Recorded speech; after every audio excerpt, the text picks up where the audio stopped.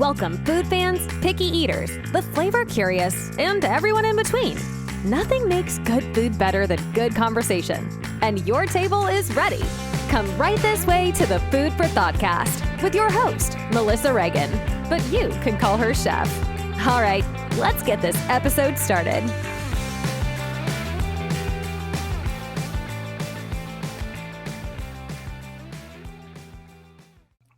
Hi there, food fans. Welcome back to the Food for Thoughtcast with me, your host, Melissa Reagan. I am so excited to be with you this evening. I have a special guest joining me tonight. His name is Mauricio Velasquez de Leon. How are you? I'm very good, Melissa. How are you? I'm fantastic. I always love to let people kind of brag on themselves. So Mauricio, tell me what it is you do. What do I do? Okay. I run a publishing house, an imprint inside a publishing house called Duo Press. Okay. So we do books for children and adults, nonfiction books, everything illustrated. And this is how it's going to connect to the book that we're going to talk about today in some point. Perfect. So I've been doing that for 20-something years. And now we are part of Source Books, which is very exciting. So that's what I do. I'm a publisher, editor, writer, etc. Okay, I love it. Well, very nice to meet you, and thank you for coming on the Food for Thoughtcast. For those of us who aren't familiar, like myself, with the way that the publishing world works, what is an imprint? Is it just a smaller company within a larger company? It's well, you can say that it's like a brand inside a company. Got right? it. So Source Books is a fairly large company, and there's a different imprints. And what an imprint is like editorial seal that specializes in some kinds of books. So Okay, so it's kind of like a department. right. Kind So of, Source Book yeah. has an imprint that does romance fiction for adults. Have another imprint that does certain kinds of children's books. I do different kind of children's books and adult books. So yeah, it is like a brand, a department, a division of. Okay, amazing. I love learning new things, and as soon as you said that, I was like, I need to ask him what that is because I have no idea, and I bet there's listeners who also don't know. So thank you for explaining. I appreciate it. Well, before we get into it, every single week I ask my guests, and I also share myself, what was the most amazing thing you ate this week? So I actually love gazpacho, and I made a gazpacho with tomatoes from my garden yesterday.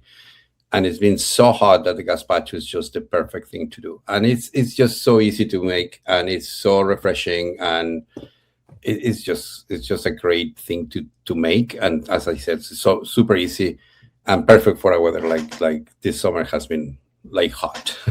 Amazing. So the only gazpacho that I'm familiar with gazpacho all the way around, but the gazpacho that I was taught to make is like this Spanish style. Yeah. It has like a little bit of bread and a little bit of garlic. Is yours any different? It is. My family, half of my family is from Mexico, and the other half of my family is from Spain. Got it. I do the gazpacho my mom used to make, I will say. It doesn't have garlic. There's some debate in the Spanish word. Scandal. Garlic is too strong for gazpacho. The way I do it is it's basically, if you have good tomatoes and good olive oil, you're halfway there. That's pretty much the base of the thing. And then a little bit of cucumber, a little bit of red pepper, and good olive oil, and a little bit of vinegar, and that's it. Okay, amazing. I was going to say, I always take mine kind of the direction of romesco, and then I stop short of like all the bread and almonds, but then I add like cucumbers. And for me, it's like, if it doesn't have a cucumber, it doesn't have enough cooling. You know what I mean? Right. Like it sounds so good. It's been really hot here too. Yeah. So there's another Spanish soup that uses the almonds, but it's a different. I can't remember the name right now, but it is not. Gazpacho normally doesn't use almonds. The one that uses almonds, it's a different one. I can remember. Yeah. I know there's like several different approaches, but that sounds incredible. I love soup, and I think soup is so underrated in general. Really? Yeah. Well, you eat hot soup when it's hot outside? I eat hot soup at any time, but right now it's very good to have like a cold soup, like gazpacho. Yeah, I've heard it. So I've worked with people through the years that have kind of argued the other side. They're like, you drink hot coffee and you eat hot soup when it's hot outside because it makes you sweat. And so it cools you off. But I'm like, I don't want to heat the house up, when it's hot. Like, I don't want to cook. That's kind of the thing, right? You don't want to turn the oven on. You don't want to like have something in the stove for too long. So but it's true. It's true that a lot of countries where they have very hot climate, they use very hot and spicy foods because they make them sweat, and that works. I mean, I'm sure the science is there, like the evaporative cooling process, but for me, I just don't enjoy hot stuff when it's hot outside. It's not the first thing you think. Yeah. Mauricio, where are you joining us from today? So I'm based in Baltimore. Oh, okay. In the Northeast. I'm originally from Mexico, moved to New York many, many years ago, and moved to Baltimore 12 years ago. Or no, more, 18 years ago. Sorry. Awesome. Well, I'm talking to you from Raleigh, North Carolina, and it is hot. It's been unseasonably hot this summer, actually. So in the same spirit of wanting something cool when it's hot, I made a sesame and noodle salad, and I made it cold. And I put like green beans and corn. I'm in the middle of a move, so I'm kind of like cleaning all the things out. So it was a last ditch effort to use everything, but it turned out really good. So nice. It was perfect. It was perfect. I just didn't want hot food. I same. Yeah. All right. Well, I really can't wait for you to tell me what you've been working on. What is this next big project? So this is a book, a very, very special book for me because as a publisher and editor, I've been editing hundreds and hundreds and hundreds of books in my career. This is the first one I actually put my name on it. So this is the first one that I'm the author of the book, and it's your baby. It's kind of my baby. That's exciting. Super exciting. So the book is called An Illustrated Guide to Tacos and Burritos. And I think the whole package came out very, very nicely, and it's very informative, it's very fun, it's very different, which I enjoy, and also it's very authentic. Everything is based on real stuff. So it comes out on August 11. Yeah, amazing. The 11th of August. So pretty. I mean, soon. I can't wait. I'll grab one as soon as it's available. Tell me, why the comic book format? Does it have to do with the audience you were trying to reach, or like, is it a style that you've been previously involved with, or? Both, a little bit of both. So the idea starts like most books start with what kind of book we want to make, and I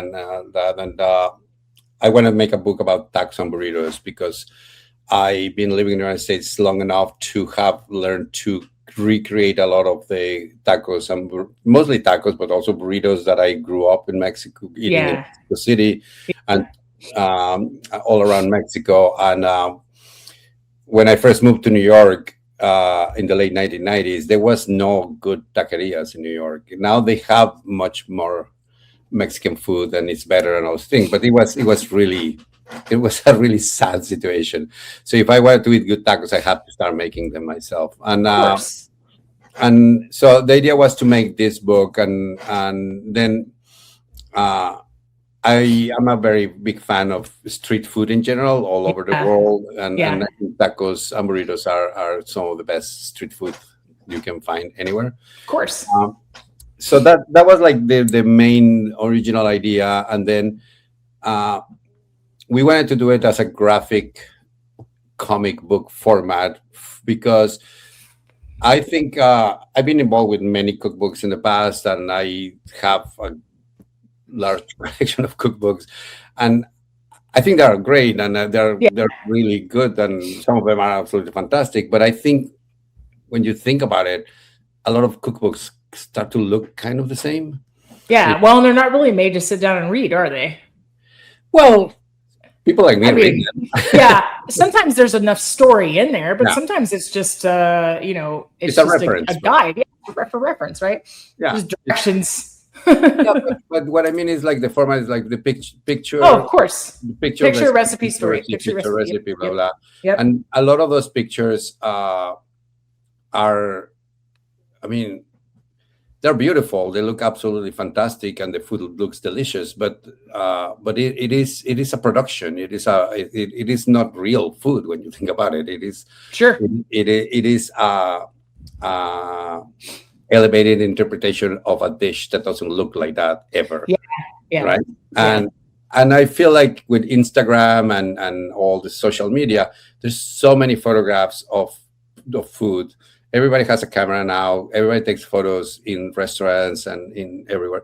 And kind of like food starts to look the same. And the idea of doing as an illustrated book and using illustration started with the idea that, okay, we're going to hire an illustrator who's going to put his personal touch on it. Right. And it's going to look different. The tacos are not going to look exactly like the tacos that you have seen in photos or the real ones, because it's an illustration. It's an interpretation. And it makes it fun and kind of funky, which I actually absolutely love. And stuff. And then the thing that really turned it into a fantastic idea, in my opinion, is that when you think about it, people in their 20s, early 30s, they're not reading. They're really not reading books. Of course. It's all digital or it's all audio. Yeah. Like this. Right, exactly. Which is great. But I wanted to do a cookbook for this book is for 20-something, early 30s, obviously for older people as well, and probably younger. But the main demographic that we want to call is, like I would say, from 25 to 35 years old.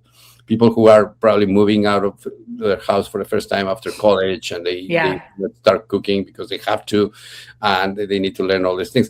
And this is a generation of people who are very familiar with graphic novels, with manga, with comic books. Right. So we wanted to make something that is super accessible to them, and that they will enjoy doing it, and they will understand it right away. And I think it doesn't seem like a book that they borrow from their parents. It's like it's their book. Yeah. This isn't like, hey, I need to debone a chicken. Let me go get the joy of cooking real quick, and then I'll give it back because half the stuff in here I'm not interested in. Yeah, exactly. It's also the iconography around taquerias and street food stalls in Mexico City and all over Mexico, California, Texas, and now in a lot of other places in the United States. It's super, super attractive. It's very bright. It's very in your face. It's very, I don't know. It tells a lot by the way the taquerias are, the colors in a restaurant, the colors even in the plates and stuff. So I thought the idea of doing a graphic novel format kind of covers all that. Yeah, I was looking at the while you were talking, I had gone back to the media kit that I received, and it's like the page that says like flautas versus taquitos. And for me, I really love the fact that it kind of looks like a blueprint. That was the idea. Yeah, it's totally the idea, right? Like I see that it's the intent there. To me, but the next page down, this really so I was born in 1985, and this looks like the infographics that were used in the textbooks that I grew up with. Right. And there's something like extremely sentimental and like really approachable about it. And so I think this looks like a lot of fun to me. It almost reminds me of kind of like the pop-up video format, like back in the day of VH1. Right. Like it, and I think, all the colors are meant to be very inviting, and I see what you were doing there. And so to me, I'm like, I can't wait to get my hands on this, because for a person like me who's in the food industry, admittedly, I don't read as much as I would like to. I'm always on the go and on the move, and I'm always doing something with my hands. So there's a lot, I will consume like a lot of audio media, but this is something that I'm like, okay, I want an iced tea, I want a comfy chair, and I want to sit down and read this.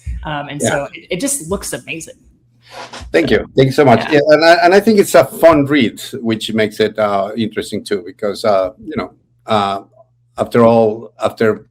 20 pages of my cookbook, all recipes have the same. We are very careful in the publishing business to always have like a template and a format, and everything is very structured, and that's great. This one, it's not like that. I mean, it does have like a structure and everything, but but it does kind of like every page looks a little bit different from the last one and the next one, and Yeah. so it's just super fun. Yeah, it really looks amazing. So for somebody like me, I would tend to agree with you. Like, I think tacos. Well, I agree with your take on street food, but especially tacos, because I'm from Dallas and we have a lot of Tex-Mex there, and we have a lot of tacos there. And while I have a culinary background and I'm like extremely aware of where the tradition veers, like there's some pop culture taco, there's everybody's take on tacos. People put kimchi in tacos, and they do Asian fusion, and they do all the things. But like really where it's at for me is like pastor, chicharron, dorados, suadero, like the real stuff. You know what I mean? And so I'm like, I really want people to see this so that they understand what's real. And so I want to understand from your personal point of view, what do you think is what people get wrong the most about tacos and burritos? What is it? Well, I think in general, I think it's what's the goal of a taco in a sense. So for me, when I eat a taco, I wanted to try a lot of different things. So tacos has to be much smaller than they are in general in the United States. You were just saying tacos al pastor or tacos de suadero. One of the best things you could do is you normally go to a taqueria in Mexico City and you order 5 tacos to start with, which sounds like a lot, but they're so small. They're like really 2 bites. Yeah. You have the taco. And the idea is really the combination of the obviously the tortilla is super important, but you want 5 tacos because you want to try 5 different salsas. Yeah, I was gonna say, like, I want 5 different kind of tacos, and if they're tiny, then I can eat all of it. But some of the tacos that are served, I mean, it's like everything, right? Everything is getting a little too big, in my opinion. Like the bagels now, they look like huge. But it's the size of a salad plate. Right. So tacos idea is you have like, I don't know, in a regular dinner, you can have 6 to 7 tacos without overeating. It's just like a decent amount because they are small. And that gives you the opportunity to try different tacos, which is great, and the different salsas, which is really the whole point. Yeah. The tacos is just like, I mean, it's the carrier for the condiments. The carrier for a very good salsa. And so I think that the misconception is that tacos are as big as they are normally served in the United States. I understand that that you don't want to charge $5 for a little taquito because then people will be like, oh, this is not enough. And if you order 6 tacos, it's a very expensive dinner. But the size is just super important. I think it has to be small. It has to be so you have different things. The other thing is, and with burritos, it's kind of like the opposite, but at the same time starts the same. So burritos in Mexico are small, or they used to be small. I grew up eating this thing called burritas, which is like a burrito, but in a feminine. It's a lady burrito. And they were like flour tortilla, ham, That's so cheese, funny. folded just with a little bit of butter, sauteing a little bit of butter, and that's it.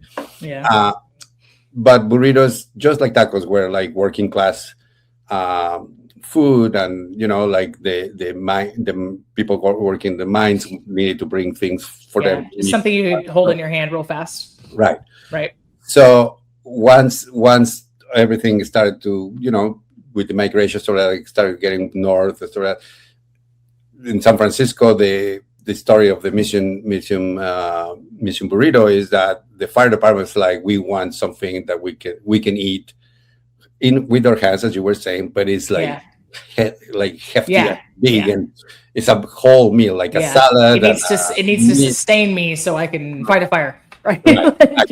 So they start creating these big burritos, which are extremely popular now everywhere in the world. But at the beginning, when I was a kid growing up in Mexico, burritos were like tiny. You will eat 2 or 3. If you tell me that you go to Chipotle tonight and you eat 3 burritos, no. You're absolutely you cannot do that. It's like an 8-pound. It's like the size of a child. It is a size burrito. Of a little child. Do you think this is do you think everything stems from the original story in San Francisco, or do you think this is a result of like consumerism, capitalism? Like, what do you think was the cause of like everything inflating? I think the burritos in particular are just like a reflection of what's happening in California. Sure. And they became very popular, and then Chipotle, which kind of like became the very big chain, they did that kind of burritos, and they're super popular, and that's what people understand as burritos. And I think that's fine. I feel my issue is more like with tacos, because tacos should be smaller. I think tacos, you want more smaller tacos so you can have more variety, try different things, have one with meat, one with chorizo, one with vegetarian, with rajas, with something like that. Yeah. And that's what makes a good taco experience, you know? Yeah. I love it so much. Yeah. No, I get you. I think there is the saying that everything's bigger in Texas. So I've definitely seen it with my own eyes, where a taco is now coming on an 8-inch, what they would call a fajita size tortilla, and then you can only eat 2. Right. And then they still have, like, commercially, there's like taco size tortilla, which is like a 3.5-inch tortilla. Yeah. But those are kind of like, you don't see a lot of those, you know, like restaurants who don't serve those things. There's a section in the book that says how to eat a taco, and there's this thing that we call the kiss, which it means that the tortilla, whatever filling you have, and you put the salsa, when you fold it, the two tops of the tortilla have to kiss. Oh. If they don't touch, it's too big. It's overfilled. It's my goodness. It's too much. I love that. That's how people. Now, I'm gonna say, if you go to Mexico City today, there's huge tacos now, because I think people like big sizes in general. We have a whole discussion about if that's right or wrong, but traditionally tacos are smaller. I think it has to do with tourism too, right? I think with everything. You think they're catering to tourism? People want more bang for the money in general, you know, and people are in a rush, and they just don't have time in general, to sit and eat for longer. Yeah, it's like losing the art of like the meal being the experience. Right. Yeah. Right. The whole experience. For sure. All right. Well, Mauricio, tell me about your culinary journey. Like, were you always interested in cooking and eating as a kid? How did you get interested in food? Yes, but I think what made me, there's a combination of things. My mom was a fantastic cook, so that kind of helped. And when we were growing up, my mom will say like, well, I can help you with breakfast, I can help you with lunch, but you're on your own on dinner. So you have to learn how to make some things, because I'm tired. I already did meals I have 3 brothers, so 4 boys. We ate a lot. Yeah. So we kind of like started like learning how to cook and stuff like that, but she will help us. So I think we all like how to cook in my family and all this stuff. But the real connection and the real background from this is that my great aunt, Josefina Velasquez de Leon, who I mentioned a little bit in the book, was a huge food personality in Mexico in the 1950s and 60s. I don't think I ever met her. She died when I was 5 years old, so probably met her a couple of times. But she was like one of those huge presence in the family, no matter what. She published hundreds of cookbooks. She had a radio show. She had a TV show. She had a lot of stuff. So for us, always food was very important in the family. And Josefina Velasquez de Leon was kind of like this larger than life figure that we all knew had been around. And so when I moved to New York, as I said, I started like trying to survive with making Mexican food for me and all that thing. And I was writing for books and magazines. So I decided to write an article about Josefina Velasquez de Leon for Saber magazine, which was published, and it was incredible. They gave me like 12 pages for the whole thing, and it was really, really good. So I started writing about food for Gourmet, Lonely Planet, Saber magazine. Yeah, big names. Some Mexican newspapers and some other things. Just because I love it. I just love doing it, and I like cooking and so on. So that's how kind of started. But I think when I started hearing from a lot of very experienced people who have a lot of experience in Mexican food, so how important Josefina was for the world of Mexican food and cooking. Yeah. I was like, oh my God, I come from that lineage, and I need to Yeah. learn more from that. So I think that was kind of like the main inspiration for me. And I just love cooking. I think it's so much fun. I think it's a great thing to do. Yeah. Like, what an iconic legacy that you kind of have the opportunity to carry on. Yeah, somehow. Yeah, it's neat. I mean, I think, undoubtedly, even if you never got to meet her, like you're carrying her legacy, like, you know, right? Like, I think it's she's living on in you, which is really amazing. What do you think about, I think about like Mexican food over the years. Mexico City is obviously like a culinary destination. It's really put itself on the map. There's been some Michelin stars and stuff. In the United States, what do you think the biggest misconception still is about Mexican food in general? Do you think it's like that it's all spicy, that it's all the same? It is. There's a lot of different things. I think one thing is like, obviously in California and Texas, they have a very different opinion. New Mexico, all that part of the West states Southwest states, they have a very different way of approaching Mexican food. Sure. I feel like in the rest of the country, it's still like we're still learning. The learning process continues. I feel like when I think about Mexican food in the United States, I think a lot about Chinese food in the United States. It kind of like evolved in a similar way. Like Chinese immigrants were cooking in food in the restaurant who was not what they were eating, but they were cooking it because that's what the clientele was expecting, right? Yeah. And then invented things like General Tso chicken and things like that were not Chinese food. Right. But now we all we can call it Chinese American food or whatever you want to call it. Yeah. So I go to a lot of taquerias in the United States, and when I go, I feel like that's what they're trying to do. They're trying not to serve the Mexicans or the Latin Americans who come to those places as much as they're trying, because it's hard to run a restaurant, as you know. It's very, very hard to make enough money to sustain your restaurant for many years. So they need to kind of like fix their menu to the expectations that people have. Right. I always say that it's very hard to have a Mexican restaurant if you don't serve margaritas, and it's kind of sad because you want to go to a lot of restaurants that not necessarily are like party restaurants. It's just good restaurants. So I think just like Chinese food, Mexican food have adapted to the American palate in many ways, and it's also have like the reputation it has to be cheap food. It's like tacos. Yeah, it's kind of unfortunate, isn't it? Because there's so much potential there are so many different regional Mexican specialties, like depending on where you travel, that I think like Americans have never been exposed to.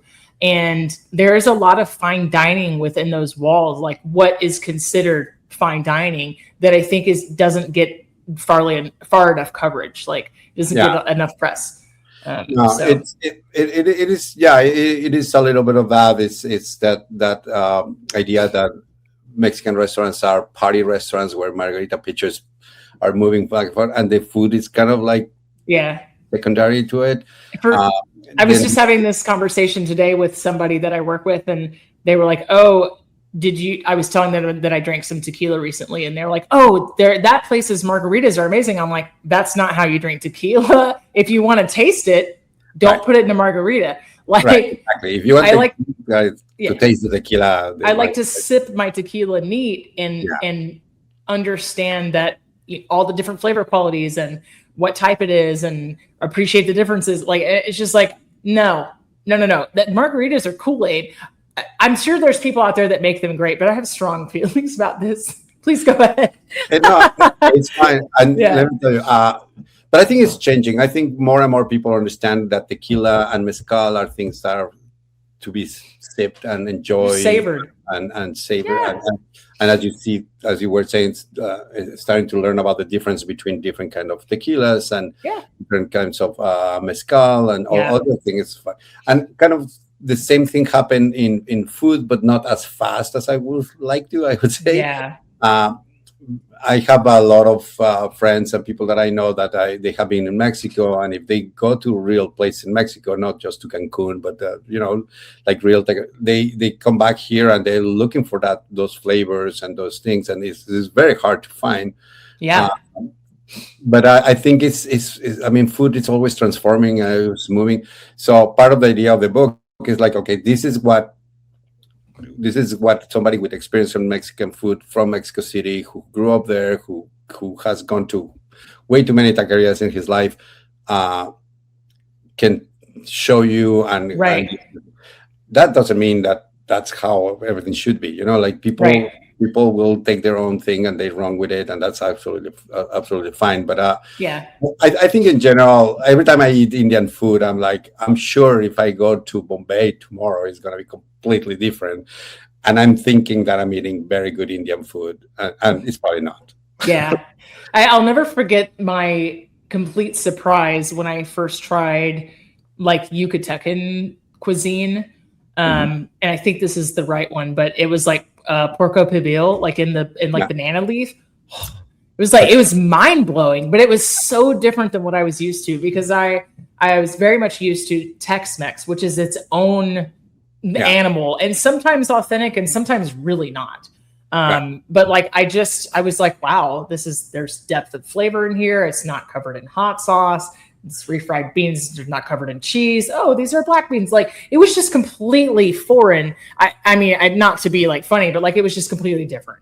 It was it is very different. Yeah. And now that you said that, I think I need to add this, because this absolutely drives me crazy about the misconceptions of Mexican food. Like, we don't put cheese in everything, and we don't melt it on top of everything.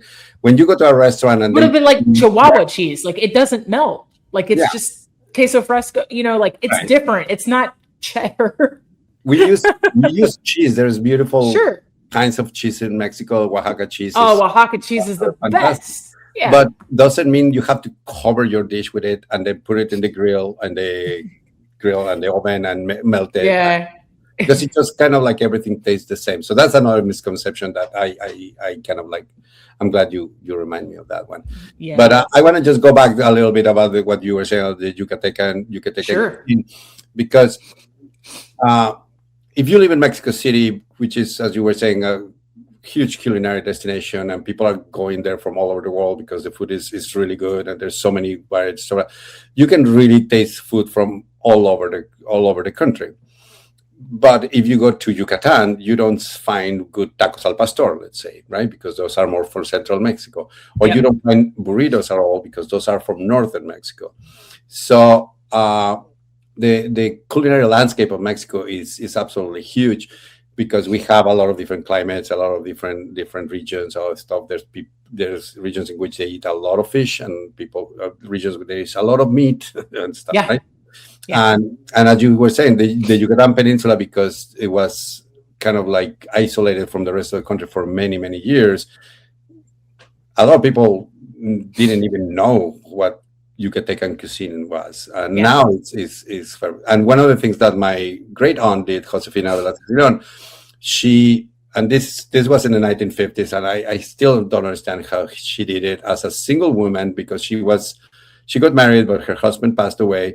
So she and her quote unquote assistant, helper, friend, who was also a woman, drove around all over the country in the 1950s, 2 women alone. You can imagine how rare it was.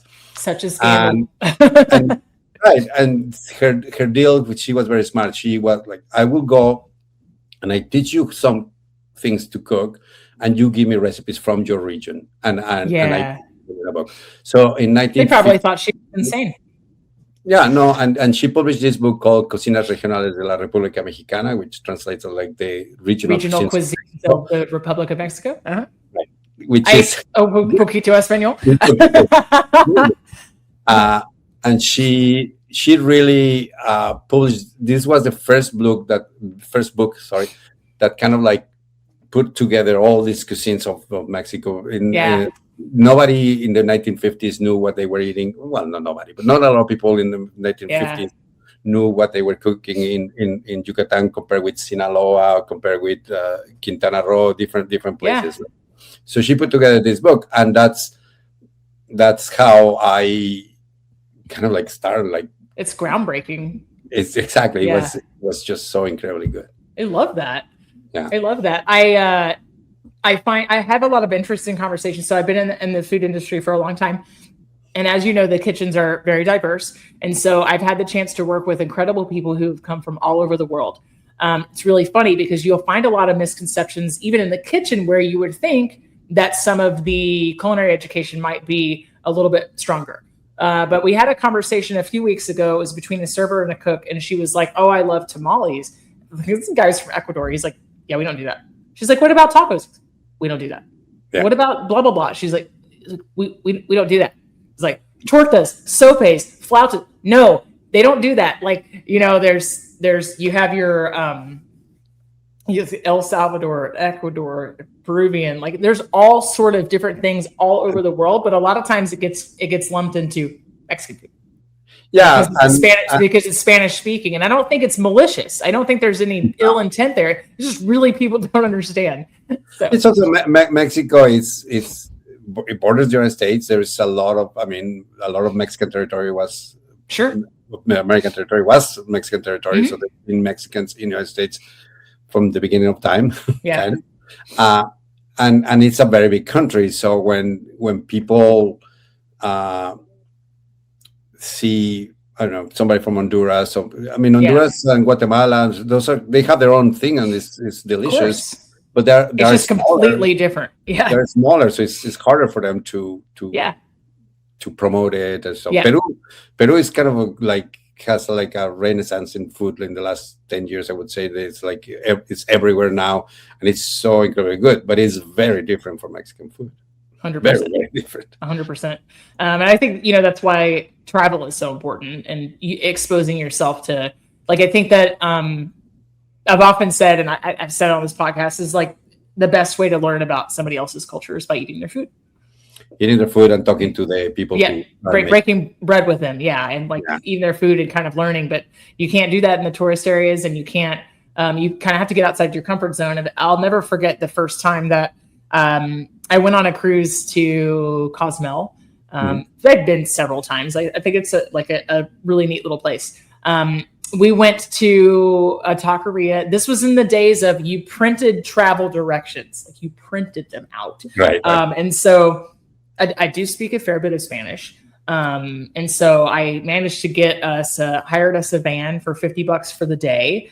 And it was a man and his family. His abuelita was like knitting in the front seat. And every time he showed up to pick us up from somewhere, there was more family in the van. They were really, really sweet family. But we went to a taqueria called Camarones Dorados, and it's like right in the middle of the island. And we had squid ink, and it was delicious. But my parents have always been really good sport of traveling and trying new foods. But they were like, we don't know what to do with this.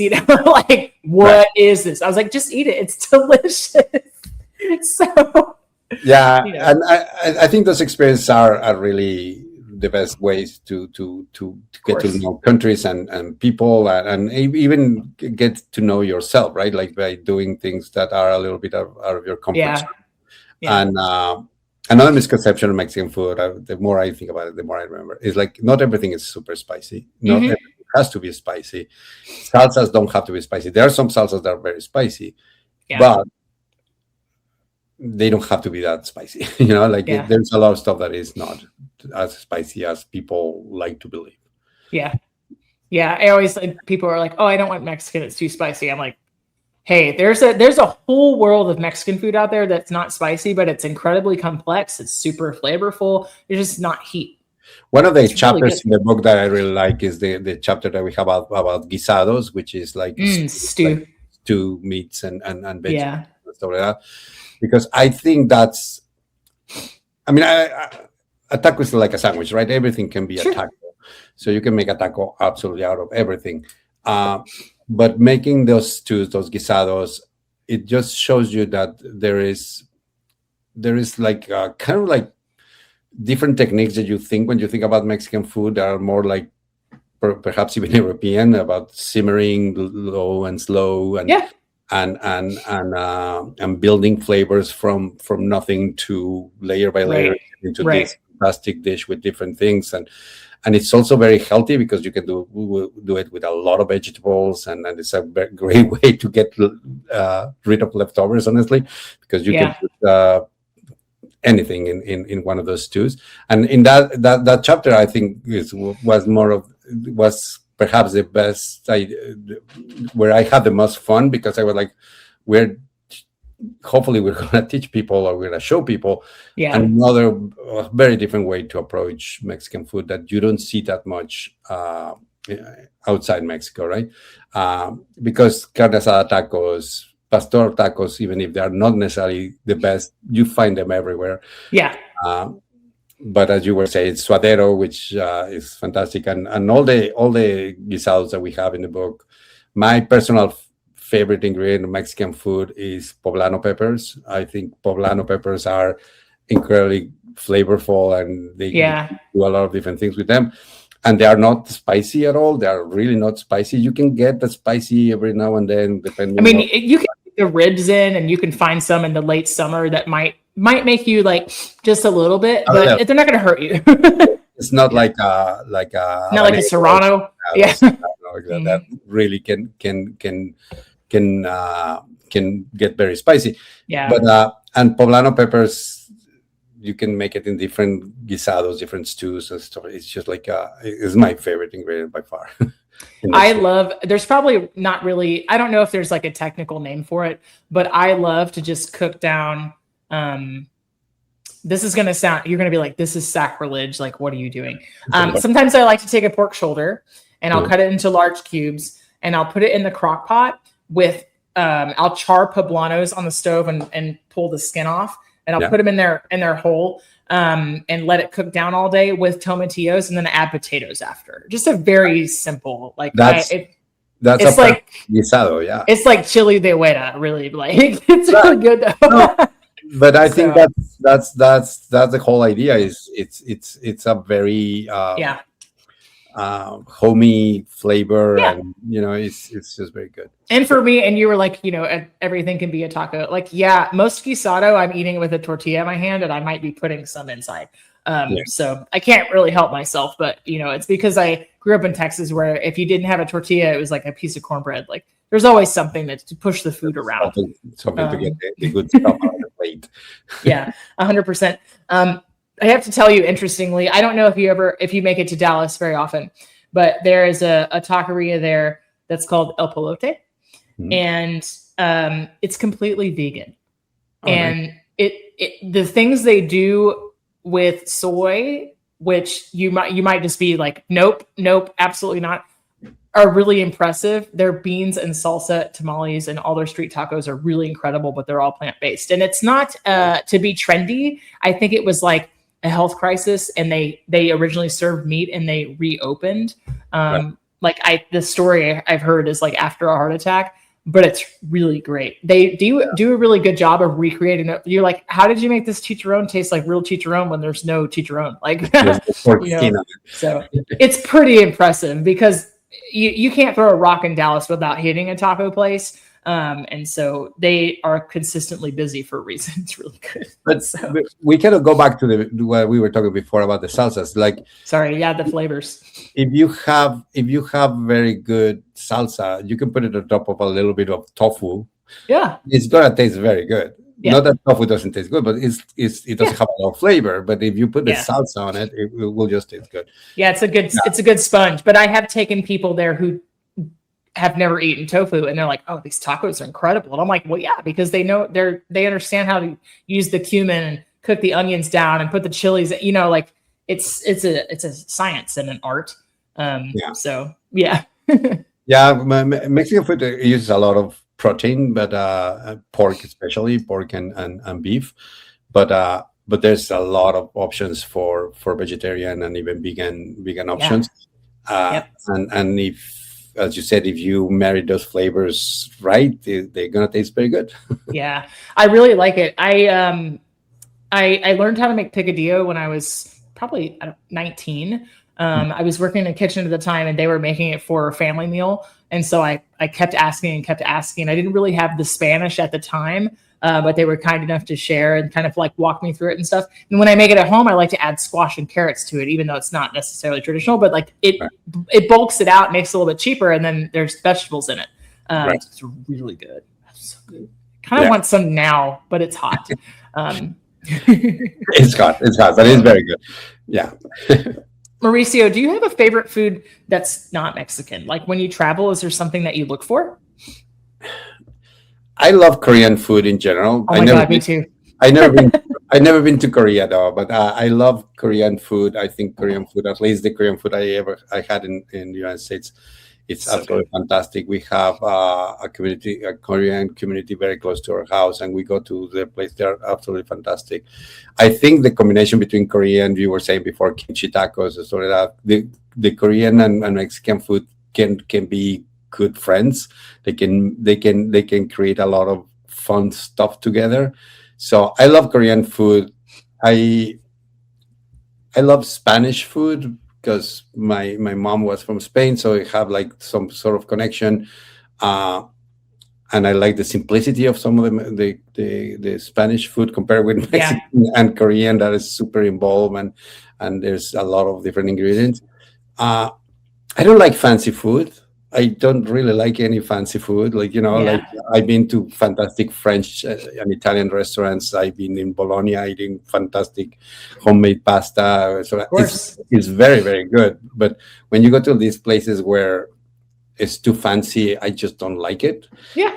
I like the connection between the cook and the plate and the eater. Like I think when you feel like regardless of the nationality of the food, when you feel that connection, I think that's what I like the most.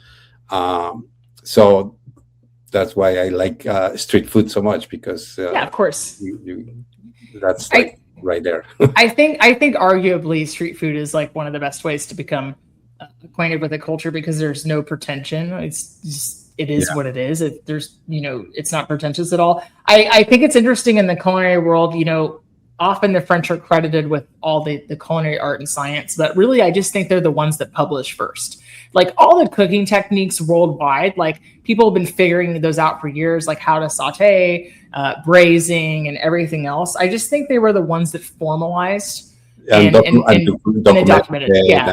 And so the more I learn, and the more I learn about the world, the more I learn about food, is like you can see that carryover. There might be different words for it. They might have some different steps, but you can see that carryover. And it's like evident in all the other cuisines of the world. I think between Mexican and Korean food, the cilantro is the bridge. The cilantro and the chilies, it's kind of like makes the bridge, Cilantro is a fantastic herb, and I know a lot of people have like an issue with it, but people who can eat it and like it, it's just the best thing. I do have a little bit of it does have a tendency to taste soapy to me if there's a lot. Right. But I like when it's used appropriately. I couldn't just eat it by itself, because I could definitely I get it like right there, and I'm like, oh, it's kind of like a bar of soap. But I really appreciate it when it's used, right? Like I think it's got a use, and I love coriander too. But yeah, I worked at a Spanish restaurant for a while, and I have a deep appreciation for things like romesco and Spanish gazpacho, and things like arroz con leche, like the other version. I think Spanish food gets not necessarily a bad rap, but it's really misunderstood because people think it's Mexican food a lot. But it has its whole other own legacy and really deep culture there. The pimentone and the paprika and the beautiful different produce they have there, and the suckling pig and all that stuff. I think it often gets overlooked because people are like, where's the tacos? So right. It has to fight its own battle. Yeah, it does. I feel like it's both Italian, French, and Spanish cuisine, they do have a lot of respect for the ingredients, and they try not to mess up too much with them. Yeah. And that's just great, because when they have a fantastic good tomato, you just put some bread and garlic, and that's it. You don't need anything else. Just olive oil and salt. Exactly. So the simplicity is fantastic in many ways. But then there's also that French culinary tradition of making things very elaborated, which is interesting. I think sometimes the beauty is really in the simplicity. So yeah, I think so. I would tend to agree with you there. So Mauricio, what are you cooking this week? Any special plans? I don't know, because there's a World Cup semifinal tomorrow and another one there. They put it right about the time that you need to start making dinner and stuff. So oh no, but it's okay. I don't know. I have a good thing. I have almost everything I need to do a good round of carnitas tacos, and I think I will do that probably tomorrow. And again, as you were saying, probably 2 or 3 different salsas depending of what I have and what I can get. But I have a lot of tomatoes in my garden for the first time ever. We are like, the tomatoes are coming out so fast. And yay! So probably some tomato salsa with chipotle or something, and then I have some serrano. So I will make a couple of salsas and have the carnitas. I think carnitas. We have a whole chapter about carnitas in the book, by the way. That it's just a great way to use something, and it is. When you do it traditionally, the way they do it in Mexico and some Mexican restaurants here, where they use lard and copper stone things, it's very elaborated. But there's very decent and good ways to cook those at home without having to use too much fat and lard and all those things. Right. A little, and it's not the same, because in Mexico carnitas use every part of the pig. But it's kind of like the pork version of barbacoa, no? Like, it's like all the bits and pieces, and it's everything. Yeah. We have not just the shoulder. What do you mean? The shoulder is what we use for the recipes that I have in the book. Is like, let's do shoulder. Put some chicharron on top if you want, but basically in the book we have a whole diagram of a pig, like all the parts of a pig that they can be used to do carnitas. And one of the things I actually discovered is that if you use the pork and then you put some pork ribs in the pressure cooker as you're doing it brings a lot of that fat from the ribs, and then you take the bones out and you mix it. I was going to say, and you get all the flavor from the bones. You get all the flavor, you get the bones out, and then you shred it together as like pulled pork kind of thing. Yeah. And make tacos with that. It's just fantastic. Oh, that sounds incredible. So that was going to be my next question. So when you're making carnitas at home and you're doing kind of like the less elaborate process, is it hands off, or is it the crock pot? Do you braise it in the oven, stovetop? Like what's it like? I do a mix of things. I cook it in the how do you call it, the electric, the Instapot. The Instapot, yes. The Instapot, sorry. Still a thing I don't own. I'm just now coming around to the air fryer.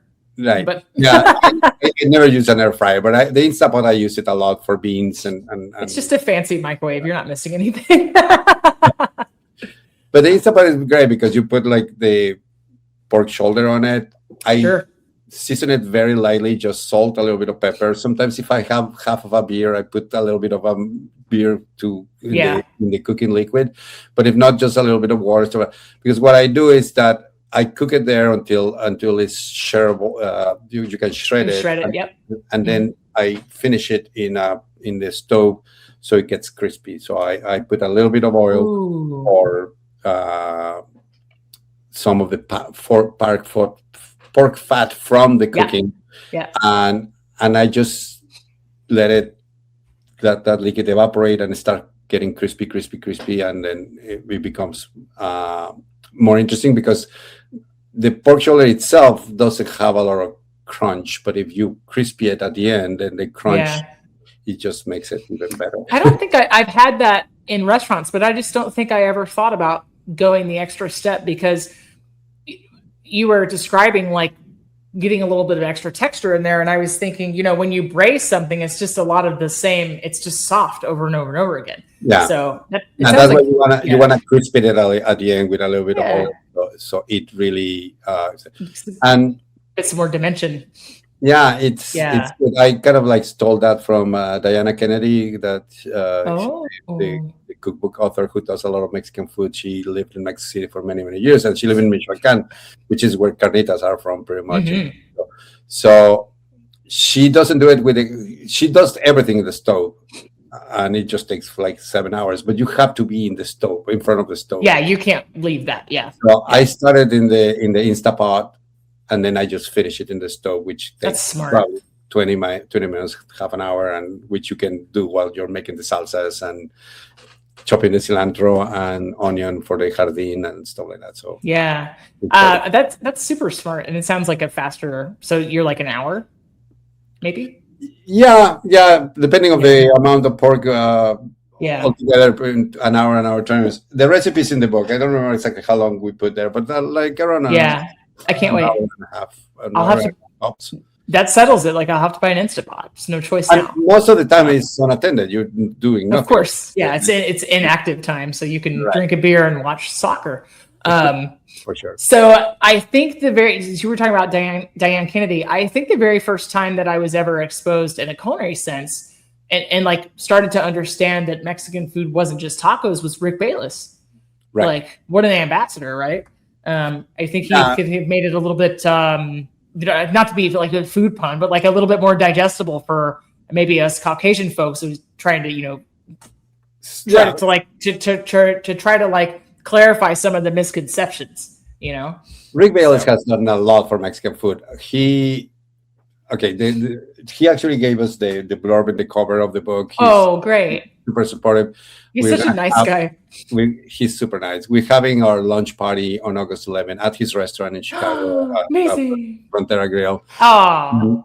And the way I met him was because looking at his books, I was just looking at the books and stuff, and I was a little suspicious that like this American guy from Oklahoma was cooking Mexican food in Chicago. Like, I think he's from Oklahoma, but I don't know. He's from the Midwest. Yeah. And I was like, oh, this is good. And I started reading, and the way he will describe it, everything, I was like, oh, this is the real deal. And obviously he lived in Mexico for many years and has been there over and over and over.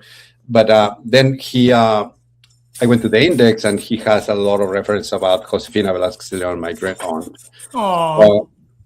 He came to New York to do like some cooking demonstrations. So I went there, and I quite literally at the end of the thing said, I just want to say hi. I'm the great son of Josefina Velasquez de Leon. And he literally climbed over the counter almost. Give me a hug. It's like, your great-grand was so influential in everything I've done. I studied he has like a collection of her books that he showed me in his restaurant the other day. And he's incredibly... What a full circle moment for you. I can't imagine. Incredible supportive person for Mexican food in general. He has done a lot because he does Mexican food a bit in a perfect setting for American restaurants. It's not exactly like that, and he knows that, and he understands it. But he's not trying to make it something he's not. He's just trying to make it accessible, which is like, I really respect that. I think he found the perfect formula to have like authentic Mexican food in a Midwest restaurant package. Yeah. And we talked about that. He did 25 years ago. Now it's easier to find everything, but 25 years ago probably was very hard to find absolutely everything. His now it's like made the traditional way. His tortas are very good. His tacos are fantastic. Even his margaritas, going back to the margaritas, are very nice. If it's a Rick Bayless margarita, I'll allow it. It's okay. No, he's great, and he's been very supportive of my writing career and this book in particular. So I'm very happy that I love that. Well, Mauricio, this has been an honor and a pleasure. I know the book comes out on August 11th. For all of you listening, this will drop on August 6th. I can't wait to grab a copy.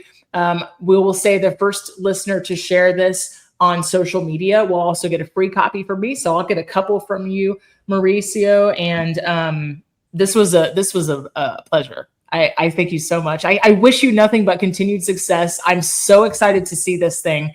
I can't wait to see it. So thank you so much. Yeah. It's been fun. The only problem with this is like now I'm very hungry and I already have. I'm so hungry and I'm moving and I don't have anything here to make anything good. It's like I have like sandwich bread and like I might have to go get maybe suadero. Like I don't even want to leave right now. But like, yeah. I know. So. It's fun about talking about food, but it has that problem. It always makes me hungry. So I always have to eat before or after. So yeah, right. It's definitely going to happen. But what a pleasure. That's a wrap for today. Until the next episode of the Food for Thoughtcast, make good food, eat good food, share it, and be kind to one another. Thanks so much for listening today. You are part of what makes us special, and we are so glad you joined us. Don't forget to rate, subscribe, and leave a review. Just like food, delicious podcasts are better when you share them with others. Come back for seconds wherever podcasts are served, and we'll catch you in the next episode of the Food for Thoughtcast.